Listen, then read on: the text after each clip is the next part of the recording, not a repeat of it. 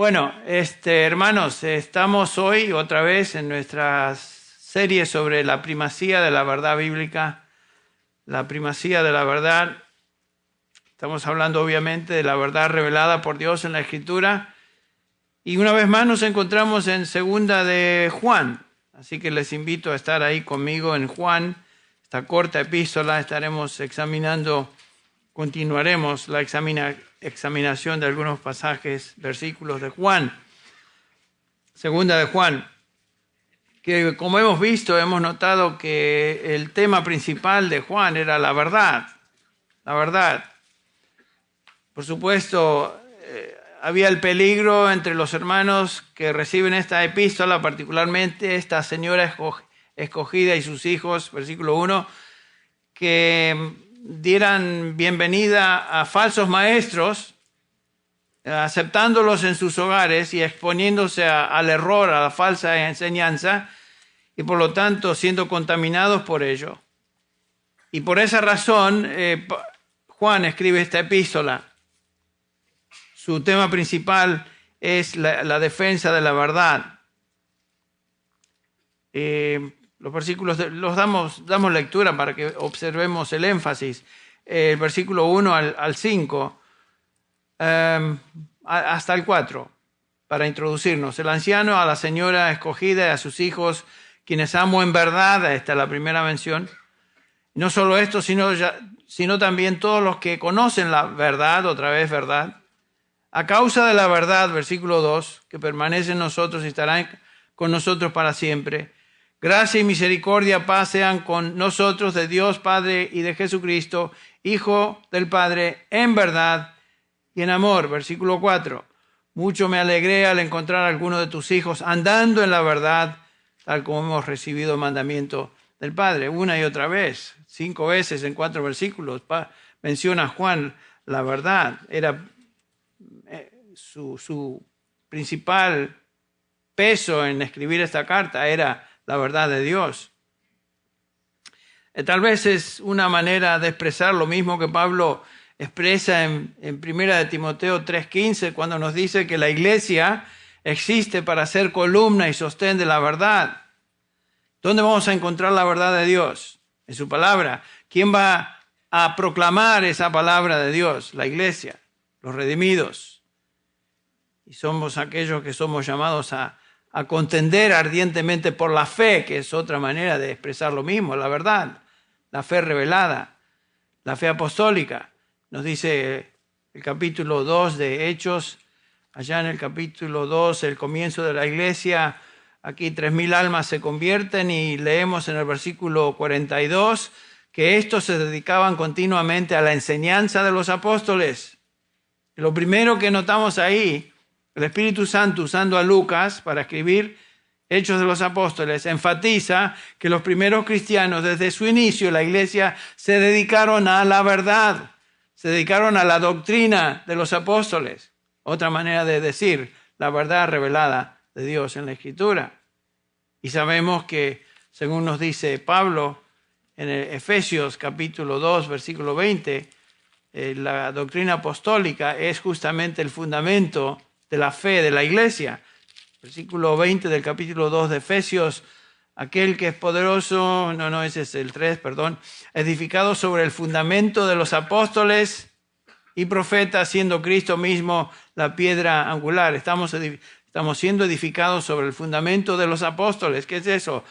El fundamento doctrinal de la iglesia. O sea, la iglesia desde el inicio se dedicó a proclamar, defender, enseñar la verdad. La verdad. Y la razón es obvia, porque sin la verdad de Dios es imposible conocer salvación, llegar a Cristo Jesús. Por medio de Él tenemos salvación. Donde encontramos acerca de Él, la información se encuentra en la palabra de Dios. Y sin la verdad de Dios es imposible también ser santificados. O sea que somos salvados por medio de la verdad, Santiago 1:18, 2 de Pedro 1:21, y somos santificados por medio de la verdad, Juan 17:17. Y necesitamos la verdad. No podemos vivir sin la verdad de Dios para ser salvos y para ser santificados. Y ustedes notaron que la primera pieza en la armadura del cristiano, allá en el capítulo 6 de Efesios, donde nos dice Pablo que nuestra lucha no es ni contra sangre ni contra carne, sino contra huestes espirituales de maldad en las regiones celestes. Y después comienza a hablarnos de la armadura del cristiano. Y la primera pieza en esa armadura es la cobertura de la verdad. O sea, ceñidos vuestros lomos con la verdad. Literalmente dice el griego. O sea, la primera pieza. O sea que, noten, sin la verdad es imposible conocer a Dios en salvación, sin la verdad es imposible conocer a Dios íntimamente, sin la verdad no podemos defendernos contra las huestes espirituales de maldad, el diablo y sus secuaces. ¿Es importante la verdad? Es vital. Y la Biblia se hincapié en esto. Dios es el Dios de verdad, nos dice la Biblia. Jesucristo es la verdad, Juan 14:6. El Espíritu Santo es llamado el Espíritu de la verdad. La Escritura es llamada la palabra de verdad. Los cristianos somos llamados a adorar a Dios en espíritu y en verdad. No podemos adorar a un Dios inventado. Tiene que ser un Dios revelado. ¿Dónde está la revelación de Dios? En su palabra, en su verdad. La iglesia, como hemos visto, también es columna y sostén de la verdad. Una y otra vez, la palabra de Dios enfatiza la vital importancia de la verdad. Y la Biblia nos enseña, en el contexto que estamos aquí estudiando Juan, primera y segunda y tercera epístola, que el mundo se encuentra controlado por aquel que es el padre de mentira. Lo leímos en nuestra lectura devocional, el capítulo 8 de Juan. Nos dice Juan 8:44 que el diablo, vosotros sois vuestro padre el diablo, quien es el padre de mentira, y la gente que sigue al diablo son, por supuesto, aquellos que son mentirosos, viven controlados por la mentira. Capítulo 5 de 1 de Juan 19, en esta epístola anterior de la que estamos estudiando, nos dice ahí el apóstol, sabemos que somos de Dios, pero que todo el mundo yace bajo el poder del maligno. ¿Quién es este? El diablo, Satanás, el padre de mentira. Y desde Génesis 3, que es la caída del hombre, a partir de ese momento toda la raza humana ha sido afectada por justamente la caída, allá en Génesis 3, que vino como consecuencia de creer mentira. Las mentiras del diablo, primero a Eva, que se tragó la pildorita, y después ella pasó la información a su esposo Adán, con que Dios dijo. ¿Se acuerdan? Ahí comienza todo. Sabe Dios que el día que comáis de eso no pereceréis. Mentira. Creyó la mentira, ¡pum! A partir de ahí, capítulo 3 de Génesis, el resto de la Biblia es la historia de la redención. Cómo Dios, en su propósito eterno, creó un plan para redimir al hombre que se había perdido. Y aquí estamos hoy.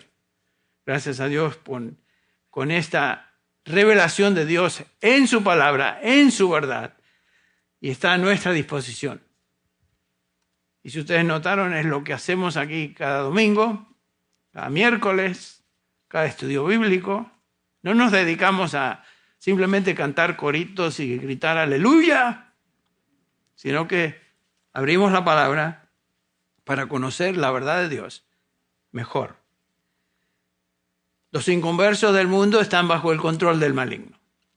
Y nos recuerda Pablo allá en Efesios capítulo 2, escribiendo a los creyentes allá en el versículo 1, y por supuesto por aplicación a nosotros, Él os dio vida a vosotros cuando estabais muertos en vuestros delitos y pecados, en los cuales anduvisteis en otro tiempo siguiendo la corriente de este mundo conforme al príncipe de la potestad del aire. ¿Quién es este? Otra denominación para el mismo personaje, el diablo, el padre de mentira, el maligno.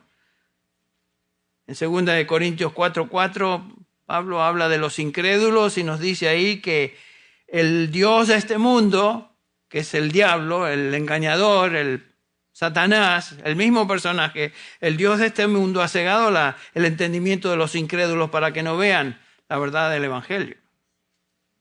Y ahí nos encontrábamos todos. Ahora, en contraste a los que están dominados por la mentira, los creyentes ahora viven y pertenecen al medio ambiente de la verdad, la cual es esencial, como vimos, para salvación y santificación. La Escritura repetidamente nos advierte en cuanto a la mentira, lo falso y en cuanto a los que propagan mentiras y falsas doctrinas. La Biblia nos llama a poner mucha atención a la verdad y guardarla, defenderla y proclamarla. Y en esta epístola, segunda de Juan, él escribe esta epístola para proteger a los creyentes de los falsos maestros evangelistas que usaban la hospitalidad cristiana para meterse en hogares y propagar sus mentiras. Por eso Juan le escribe a esta señora escogida esta epístola.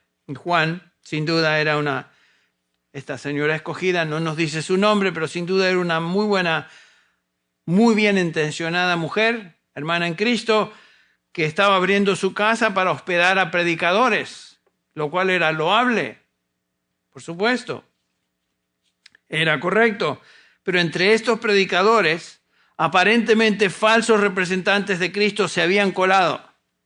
Habían sido recibidos en casas y Juan tiene que advertirles. Versículo 10, le advierte a esta dama, versículo 10, si alguno viene a vosotros y no trae esta enseñanza, o sea, la doctrina apostólica, la doctrina sana, todo lo que hemos visto como preámbulo antes de entrar al pasaje si alguno viene con otra enseñanza, no le recibáis en casa.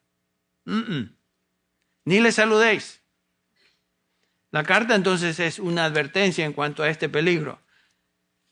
Ya vimos que la hospitalidad es algo loable. Nos dice Pablo allí en el capítulo, creo que es 12 de Romanos, versículo 13, contribuyendo para la necesidad de los santos, practicando la hospitalidad, o sea, practicar la hospitalidad es algo digno, y esta mujer estaba haciendo algo realmente recomendable. El problema es que posiblemente había permitido que en ese deseo de servir y hospedar, ¿sí? ¿De dónde viene ese gritito? No será un teléfono, ¿no? ¿No? Bueno.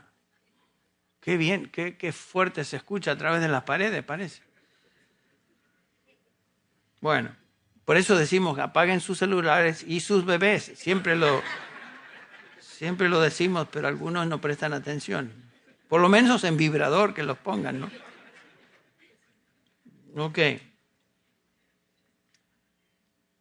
Es obvio que como cristianos debemos ser hospitalarios. Es un mandamiento. Pero junto con eso debemos discriminar.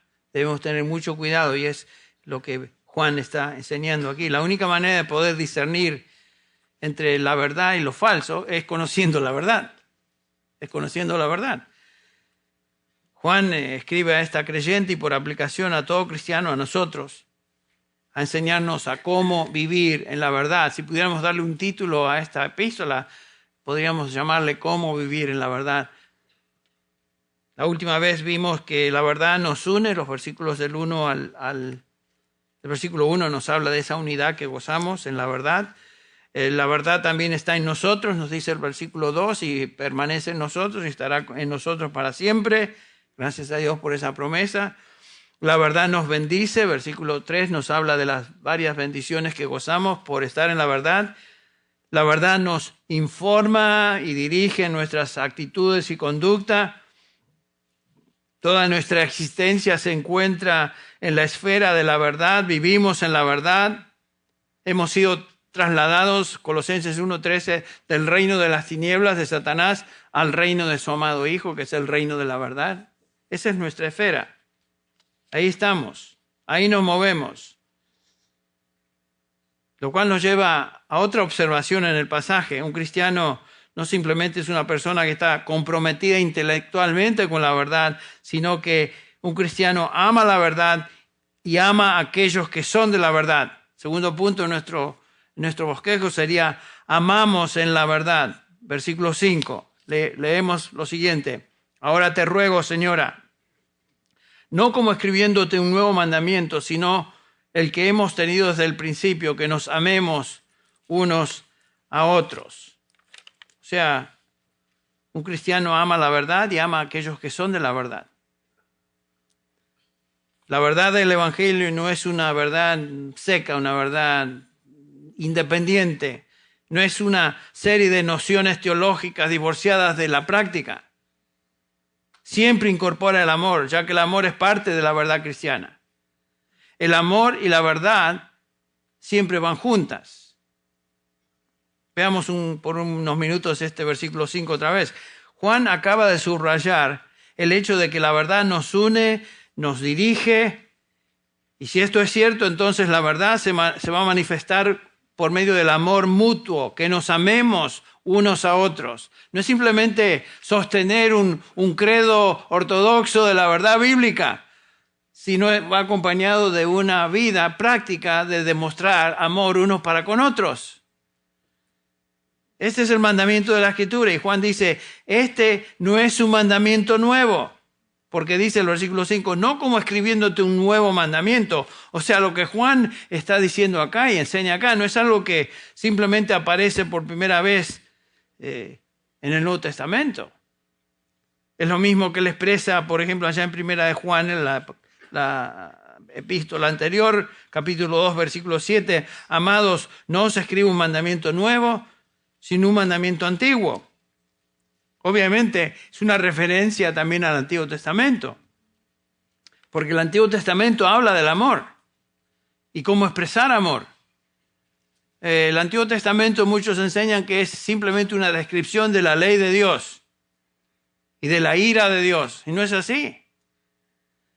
El Nuevo Testamento incorpora el amor de Dios. Por ejemplo, en la ley de Dios encontramos lo siguiente, en la ley mosaica, capítulo 6 de Deuteronomio, versículo 5, amarás al Señor tu Dios con todo tu corazón, con toda tu alma y con toda tu fuerza. Y en Levítico 19, 18, no te vengarás ni guardarás rencor a los hijos de tu pueblo, sino que amarás a tu prójimo como a ti mismo. Noten eso, amar a Dios y amar a tu prójimo. Ya estaba en la ley, ya era parte de la instrucción bíblica en el Antiguo Testamento. Por eso Jesús repite en Mateo capítulo 22, versículo 35, y resume todo esto diciendo, comencemos primero diciendo que uno de ellos, un intérprete de la ley, se acerca a Jesús para probarle y le hace la pregunta, Maestro, ¿cuál es el gran mandamiento de la ley? A ver si sabes. Jesús le responde, amarás al Señor tu Dios con todo tu corazón, y con toda tu alma y con toda tu mente. Y este es el grande y primer mandamiento. Y el segundo, dice Jesús, es semejante a este. Amarás a tu prójimo como a ti mismo. Y noten lo siguiente, de estos dos mandamientos dependen toda la ley y los profetas. ¿Notaron eso? Si pudiéramos resumir todo el Antiguo Testamento, lo podríamos resumir en estos dos mandamientos. Ama a Dios con todo tu corazón y ama a tu prójimo como a ti mismo. Toda la ley, todos los profetas enseñan eso. Por eso Pablo en Romanos 13:10 puede decir, el amor es el cumplimiento de la ley. ¿Notaron eso? El amor es el cumplimiento de la ley. ¿Por qué? Porque si tú amas, no tomarás el nombre de Dios en vano. Si tú amas a Dios, no te harás imágenes. Si tú amas a Dios, no responderás en obediencia a cualquier otro mandamiento que trae deshonra a Dios. Si tú amas a tu prójimo, tú no matarás. Tú no codiciarás, tú no mentirás a tu prójimo, no traerás falso testimonio en contra de él, buscarás su bien, etcétera, etcétera. Todos los mandamientos son maneras o expresiones que definen el amor para con Dios y el amor a nuestro prójimo. Por eso el amor, dice Pablo, es el cumplimiento de la ley. Y Juan está diciendo, no les estoy escribiendo algo nuevo como si es algo que ustedes escuchan por primera vez. Ustedes ya conocían esto. o deberían conocerle. El amor es parte íntegra del Antiguo Testamento. Y sin embargo, vemos en el versículo 8 que Juan dice lo siguiente: por otra parte, os escribo un mandamiento nuevo. Por un lado dice, no escribo un mandamiento nuevo, pero inmediatamente dice, os escribo un mandamiento nuevo. Alguien dirá, bueno, ¿en qué quedamos? ¿O es viejo o es nuevo? ¿Es antiguo o es nuevo? ¿Se está contradiciendo Juan? No. En primer lugar, él dice, os escribo un mandamiento nuevo, el cual es verdadero en él. Ahora comienza a explicar lo que él quiere decir.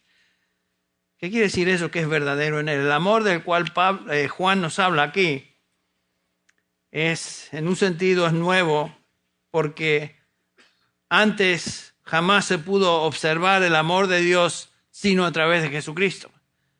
Jesucristo no vino sino hasta el Nuevo Testamento, y Cristo es el modelo del amor perfecto.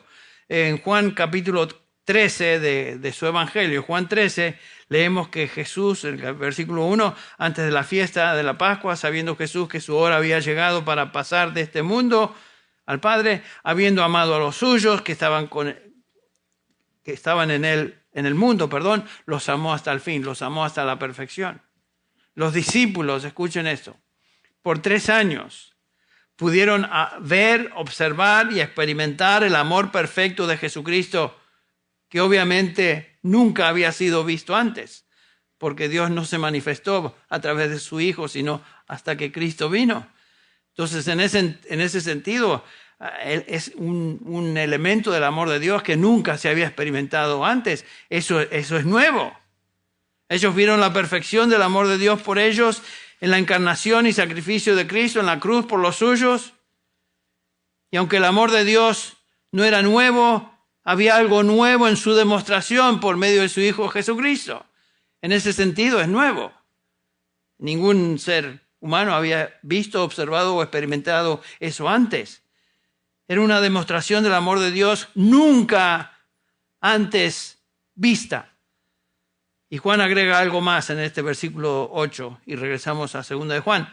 Este es un mandamiento nuevo que es verdadero en él, y agrega, y en vosotros. ¿Y en vosotros? ¿Qué quiere decir Juan con y en vosotros? Existe en los cristianos un nuevo entendimiento del amor de Dios por medio del Espíritu Santo que reside en nosotros. Este es el fruto del Espíritu, amor. Ustedes recuerdan en Romanos 5:5, Pablo escribe, y la esperanza no desilusiona, porque el amor de Dios ha sido derramada en nuestros corazones por medio del Espíritu Santo que nos fue dado. El Espíritu Santo, quien vino a residir en nosotros, nos da ahora la capacidad de entender el amor de Dios de una manera incomprensible antes de ser cristianos. Es nuevo en ese sentido. Pablo ora por los creyentes en Éfeso y les dice en el capítulo 3 que estoy orando para que seáis capaces de comprender con todos los santos cuál es la anchura, la longitud, la altura y la profundidad, y de conocer el amor de Cristo que sobrepasa todo conocimiento, etc. Existe una dimensión nueva en el amor de Dios por medio del Espíritu Santo de Dios, el Espíritu de Cristo que hoy reside en nosotros. Hay un aspecto del amor de Dios que es nuevo comparado con el amor de Dios y la instrucción del amor de Dios en el Antiguo Testamento. Pablo recuerda a los creyentes en Tesalónica esta realidad y les dice en 1 Tesalonicenses 4:9, pero acerca del amor fraternal no tenéis necesidad de que os escriba, porque vosotros mismos habéis aprendido de Dios que os améis unos a otros. O sea, por medio del Espíritu Santo, instintivamente un creyente ama a aquellos que son de la familia de Dios.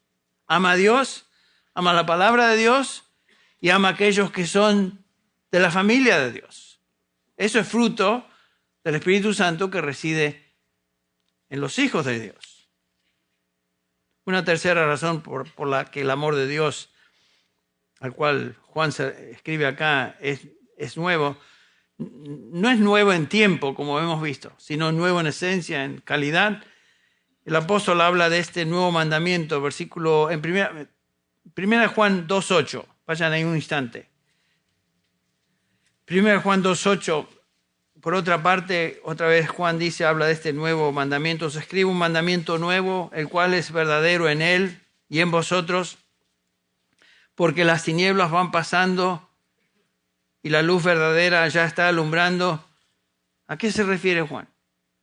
Bueno, esto habla de salvación. El Señor Jesús ha inaugurado el reinado de la luz en nosotros. Esto es una referencia a vida eterna. Somos a partir del momento de salvación ciudadanos del cielo. Estamos aquí en esta tierra, hay oscuridad en esta tierra, pero hemos sido librados del siglo presente, nos dice Pablo en Gálatas 1:4, en Colosenses 1:13, nos declara Pablo que fuimos, y lo mencioné ya, fuimos transferidos del reino de las tinieblas al reino de la luz. Es una obvia referencia a la salvación y el nuevo nacimiento, una nueva vida en Cristo. Entonces, este mandamiento de amar es nuevo en el sentido de que, primero, vemos por primera vez su expresión en la venida y sacrificio de Cristo. Luego es nuevo en este sentido, es nuestra experiencia por el Espíritu Santo que reside en nosotros. Notamos que hay algo nuevo. Y finalmente, en el hecho de que hemos recibido vida eterna, hemos sido transferidos del reino de las tinieblas al reino de la luz. Amar es un mandamiento antiguo, pero también es nuevo. Para los cristianos, el amar se convierte en una manera de vivir. Como cristianos, nos amamos si vivimos y caminamos en el Espíritu como hábito. Ahora, regresemos a 2 de Juan 6, donde Juan escribe, este es el amor. Noten que aquí Juan no está hablando de sentimientos, no está hablando de romanticismo acá, no está hablando de sentimentalismo. Dice Juan, este es el amor, que andemos conforme a sus mandamientos. ¿Queremos demostrar amor? Vivamos conforme a sus mandamientos. Este es el mandamiento tal como lo habéis oído desde el principio, para que andéis en él. Andar en sus mandamientos en esencia quiere decir andar en amor. Andar en amor. La ley, dijimos, se resume en 2 mandamientos, amar a Dios y amar al prójimo. La obediencia a Dios en su palabra, escuche bien, es la demostración principal de que amamos a Dios. Entonces el amor del cual Juan nos habla no es sentimentalismo. El amor por Dios y amor por otros no son emociones, sino obediencia a los mandamientos de Dios. ¿Cómo es esto? Bueno, Juan lo enseña, lo escribe en la epístola anterior, 1 Juan 5. Y les invito a ir ahí porque es tan fácil. Pasen una hoja nomás. 1 Juan 5. Dice el versículo 1, todo aquel que cree que Jesús es el Cristo es nacido de Dios. Y todo aquel que ama al Padre, ama al que es nacido de Él. En esto sabemos que amamos a los hijos de Dios cuando amamos a Dios y que guardamos sus mandamientos. Porque ese es el amor de Dios, versículo 3, que guardemos sus mandamientos. Y sus mandamientos no son gravosos. Otra vez, repito, el amor de Dios no es sentimentalismo. No es como el amor, el mundo habla del amor y las películas de amor y todas esas tonteras que hablan de romanticismo y sentimientos raros, caminar en nubes, qué sé yo. Todos hemos experimentado cuando éramos jóvenes ese amor romántico. Un lindo tiempo, pero no duró toda la vida. Porque si viviéramos por lo que sentimos ahí cuando nos enamoramos por primera vez con Bárbara, me cayó re bien la pelirroja esta. Y me enamoré. Y estaba medio como... Estaba feliz. Y todo era lindo y precioso. Y después nos casamos. No, pero lo que estamos diciendo es que ese sentimiento de romanticismo dura un tiempo. Pero es un tiempo limitado en contraste a una vida de matrimonio, ¿no? Fíjense, ya, ¿cuántos años de casado? Amo a mi esposa hoy, sinceramente les digo, amo a mi esposa hoy más profundamente que cuando estaba enamorado.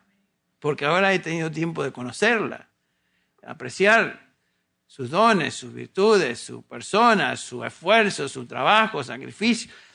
Todo eso me ha hecho amar a mi esposa de una manera mucho mejor y superior que simplemente estar enamorado. Juan está haciendo lo mismo acá. El amor no se expresa simplemente con sentimientos, se expresa con hechos. Por eso, Juan nos dice que el amor se demuestra por hechos, por acciones. Lo mismo dice Pablo en Efesios 5:2. Andad en amor y escribe a creyentes, así como Cristo os amó. ¿Y cómo lo hizo Él? Se dio a sí mismo por nosotros. ¿Ven? No está hablando de sentimentalismo. Cristo nos amó siendo perfectamente obediente al Padre y demostró esa obediencia dándose a sí mismo y muriendo por nosotros. De esta manera somos llamados como hijos de Dios a vivir sacrificadamente para el bien de otros y de esa manera amar, obedeciendo los mandamientos de Dios. Lean el capítulo 12 de Romanos, del versículo 13 hasta el fin del capítulo, donde Pablo habla de cómo nos debemos tratar unos a otros. No podemos amar a alguien si dejamos a un lado la verdad. Y eso es lo que estamos notando. El amor entre cristianos no puede expresarse si hay desobediencia a la verdad de Dios. El amor implica, escuche bien, que jamás voy a comprometer la verdad de Dios y ser desobediente a lo que Él revela. Si amo a mi hermano o a mi hermana, no habrá en mi relación con ellos impureza, inmoralidad o avaricia, como corresponde a santos. Efesios 5:3.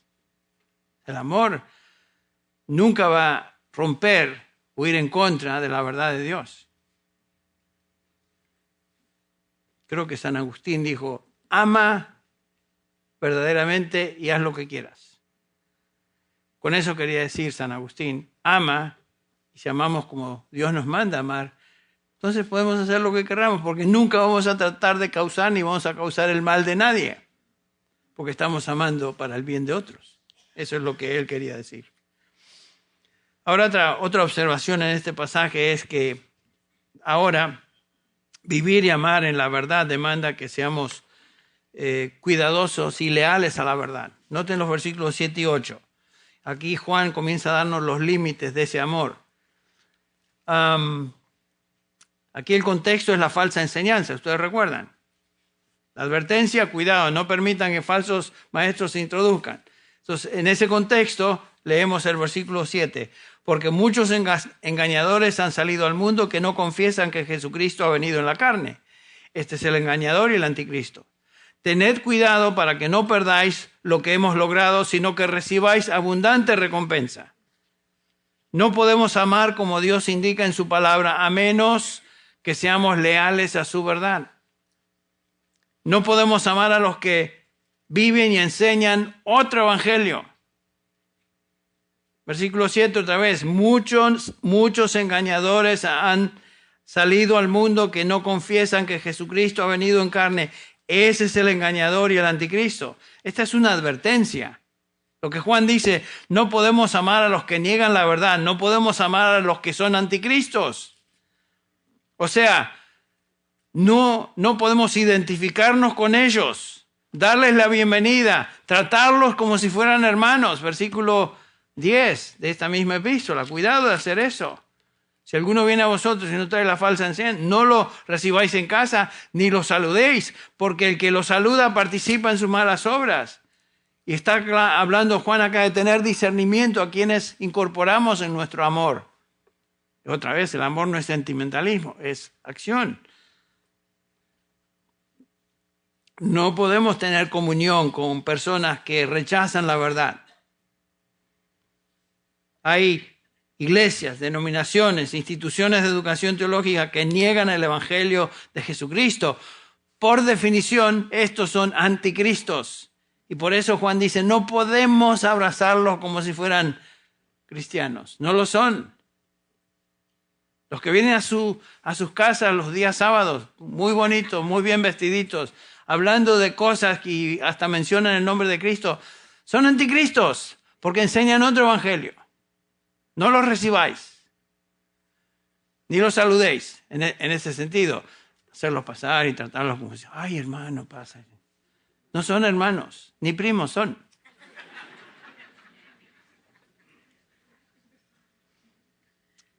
Docenas de advertencias del Nuevo Testamento sobre los falsos maestros. Por ejemplo, en Mateo 24, hablando del futuro, por supuesto, todavía Jesús advierte, se levantarán falsos cristos, falsos profetas, etcétera, etcétera. En Hechos 20, 29, Pablo dice, porque yo sé que después de mi partida, hablando a los líderes de Éfeso, les dice, yo sé que después de mi partida entrarán en medio de vosotros lobos rapaces que no perdonarán al rebaño. En 1 Timoteo 4 leemos, el Espíritu dice claramente que en los últimos tiempos algunos apostatarán de la fe prestando atención a espíritus engañadores y doctrinas de demonios. En 1 Juan 4, la epístola anterior a la que estamos considerando, amados, versículo 1, no creáis a todo espíritu, sino probad los espíritus para ver si son de Dios, porque muchos falsos profetas han salido al mundo. O sea, muchos han salido. El mundo pulula con falsos maestros o de falsos maestros. Judas 4, algunos hombres se han infiltrado encubiertamente, los cuales desde mucho antes estaban marcados para esta condenación. Impíos, noten cómo los describe Judas, que convierten la gracia de nuestro Señor Dios en libertinaje y niegan a nuestro único soberano y Señor Jesucristo. Esos son los falsos maestros del Evangelio, los falsos representantes de Cristo. Están por todos lados y abundan. Y por supuesto, no estamos hablando de representantes de otras religiones paganas, no estamos hablando de eso, sino que estamos hablando de aquellos que se hacen pasar por cristianos, se disfrazan de cristianos, pero por dentro, dice Pablo, son lobos rapaces. Es lo mismo que Pablo advierte en 2 Corintios 11, 13, porque los tales son falsos apóstoles, dice Pablo, obreros fraudulentos que se disfrazan como apóstoles de Cristo, los falsos maestros en la tele, en la radio, donde sea, en centros de grandes congregaciones donde miles y miles de personas se reúnen supuestamente cristianos. Muchos de estos son fraudulentos, son obreros fraudulentos, son falsos apóstoles, se disfrazan como apóstoles de Cristo y son muy simpáticos, muy bien vestiditos, sonrisa de oreja a oreja, etcétera, etcétera, algunos más que otros, pero son falsos y no van a venir delante nuestro disfrazados de rojo con una cola larga y un tridente. Eso no tendría ningún impacto, sino que se disfrazan como apóstoles de Cristo. Y Pablo dice, no es de extrañarse, porque aún Satanás se disfraza como un ángel de luz. Por tanto, no es de sorprender que sus servidores también se disfracen como servidores de justicia, cuyo fin será conforme a sus obras. Estos predican no el evangelio de Jesucristo, sino otro evangelio, carcomen, socavan el evangelio de Cristo, niegan el evangelio de la gracia, predicando el evangelio de obras, etc. Estamos pensando en la Santa Cena, así que pronto tenemos que aterrizar este aeroplano. Durante la época de Juan, ustedes recuerdan, los falsos maestros a los cuales Juan particularmente se refiere eran aquellos que negaban que Jesús había venido en la carne. ¿Qué decían estos gnósticos? Bueno, estos decían, por ejemplo, el versículo 2, en esto conocéis el Espíritu de Dios, todo espíritu que confiesa que Jesucristo ha venido en carne es de Dios. Pero estos estaban diciendo que Jesucristo no vino en carne, sino que Jesucristo fue simplemente un espíritu, un ánima, un fantasma, que tenía la apariencia de hombre, pero era un fantasma, no era material, era espiritual, nada más. El punto es que estos estaban destruyendo el Evangelio y su obra. Un Cristo que vino como un fantasma, imagínense eso, nunca podría morir como Dios hombre en sustitución del hombre pecador. Es decir, que el Hijo de Dios no fue crucificado en la cruz porque era simplemente un espíritu. O aparición equivalía a decir que Cristo nunca resucitó de los muertos. Imagínense, si Cristo no resucitó de los muertos, lo vimos ya en el capítulo 15 de 1 Corintios, vana es vuestra fe, aún estáis en vuestros pecados, y los que han muerto en Cristo han perecido. Y claro, los falsos maestros destruían la cristología bíblica y destruían entonces el Evangelio. estos creyentes ahí a los cuales se dirige aquí Juan estaban en peligro de retroceder, así como los Gálatas, habiendo comenzado en el espíritu, iban a acabar en la carne. Este es el temor de todo predicador del Evangelio, lo que expresa Pablo en 2 Corintios 11:2, porque os celo con celo de Dios, pues os he desposado con un solo esposo para presentaros como una virgen para Cristo. El temor de un predicador verdadero del Evangelio es que los creyentes sean engañados por falsos predicadores. Eso es a lo cual se refiere Juan. Cuando hablamos de la verdad, escuche bien, no podemos ser tolerantes del error y aquellos que proclaman error. No se puede. Parece que alguien no está de acuerdo con mi mensaje. Juan le dice a esta hermana en el versículo 8 que ni tú ni tu casa perdáis lo que hemos logrado. ¿Qué es eso? Bueno, Juan está hablando del riesgo de perder galardón eterno. Es el mismo tema que trata Pablo en 1 Corintios 3. Cuando el Señor venga va a juzgar a todos aquellos que somos sus hijos y según lo que hemos hecho en su nombre y para su gloria recibiremos galardón o recibiremos pérdida. Pero en ningún momento vamos a perder la salvación, porque eso no es el propósito. Y Pablo categóricamente lo indica así en el versículo 3. Mejor se los leo para que no estén pensando ahí de qué está hablando este Henry. Si permanece la obra de alguno que ha edificado sobre fundamento, recibirá recompensas. Si la obra de alguno es consumida por fuego, sufrirá pérdida. Sin embargo, él será salvo, aunque así como por fuego. O sea, Juan no está hablando aquí de que estos hermanos iban a perder lo que se había logrado en términos de salvación. Estaba hablando Juan en términos de galardones eternos. Colosenses 2:18, Pablo dice, nadie os defraude de vuestro premio. Los falsos cristos quieren defraudar y buscar destruir la obra de los siervos de Cristo en la vida de los creyentes.